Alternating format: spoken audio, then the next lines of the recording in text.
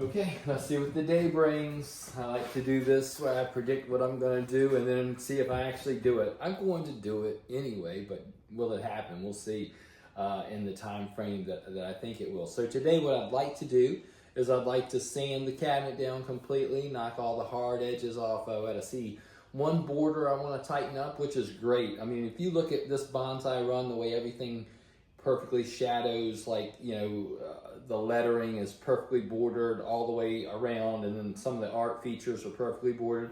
I see one small detail that I want to make a little bit more symmetrical. It's real minor. I wouldn't even point it out, but you'll see it when I do it. I'll show you. And I actually see the same thing present on the original too, just as a disclaimer. But nonetheless, I want to fix that. I'll do that. It's real small. It's just the way a border goes around, an arrow I'll call it, on the front. And so I want to deal with that because I'm going to be in there anyway. If I wasn't going to be in there anyway, I'd leave it alone. It looks fine. Besides that, of course, the leveling process, knocking the hard edges off of it, getting it ready for a final matte clear. Had to figure out the screen printing today. I made a test panel yesterday where I clear coated a piece of wood, and I'll do a split on that to where I just screen print that clear coated piece of wood, and also another part of it where I sand it and screen print it and then clear over that and see how that goes. What would I be looking for in that regard is if the ink lifts or wrinkles in any kind of way when it gets clear coated over. And then on the part where I don't clear coat it, how durable is it? Now I need to probably let it set a little while before I try to figure that out. But we'll get to that. Got some accessory pieces to deal with, stuff like this hinge, bolts. Now, I don't always do this, but sometimes on my painted, artsy painted cabinets like this, I'll try to paint the bolts the correct color wherever they land. Since I painted everything that's on that cabinet, I got the paint for everything that's on that cabinet. So if a bolt lands in the middle of a cloud, I could paint it white. If it lands in the middle of the upper portion where it's orange, I can paint it orange. So I'll be able to do that if I want to. And I think that is a cleaner look when you can do it, but it doesn't always work out. Sometimes it doesn't work out, and when it doesn't, just black bolts, that's fine. And I think that's pretty much everything. I think that's good. Those are my predictions. I'll say that, and we'll get into it. Let's go.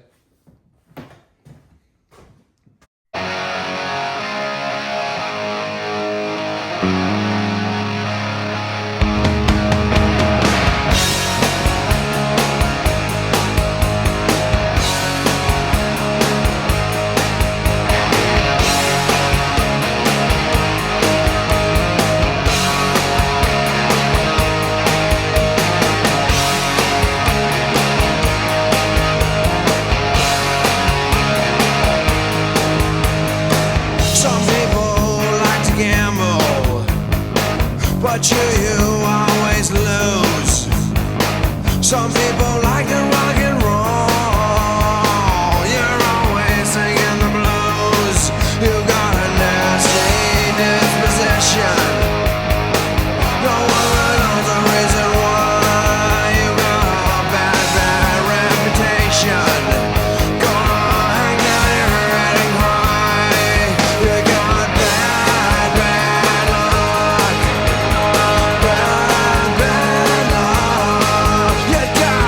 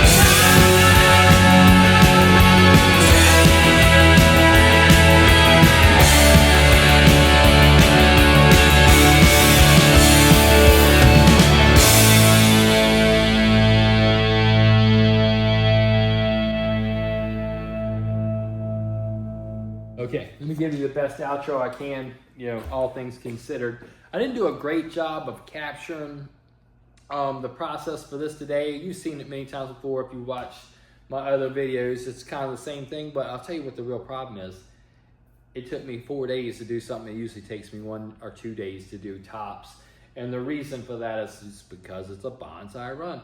You know, I'd said initially in the first video that I swore I'd never do another one and these kind of things.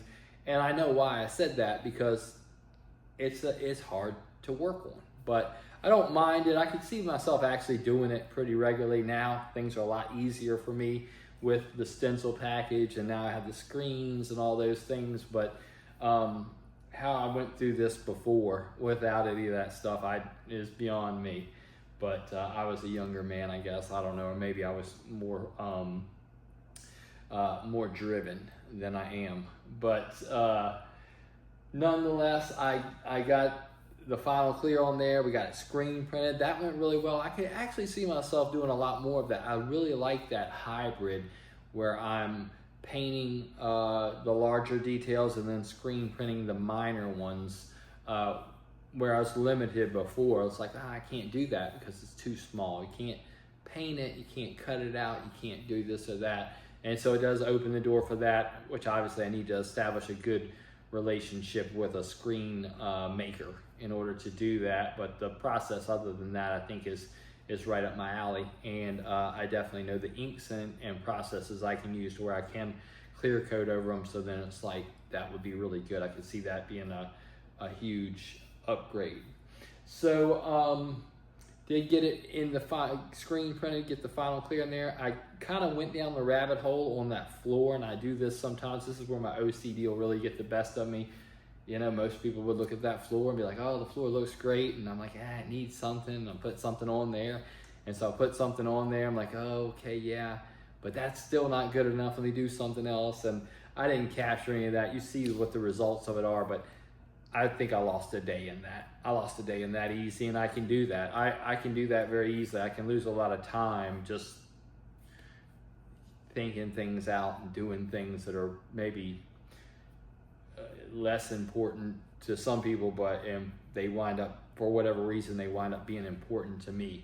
And then I'm super focused on it. So did that, had that art piece on the floor. And that's a way of me basically signing my work without being like, I'm not really conceited enough to want to autograph something. I mean, people ask me to do that sometimes because they want to verify I did something or whatever, and I can appreciate that. But I don't think that me scribbling on something has any more value than you or anybody else scribbling on something. So I don't like to mark things that way. But what I do like to do is if I can put something on there, it's almost kind of like a little Easter egg.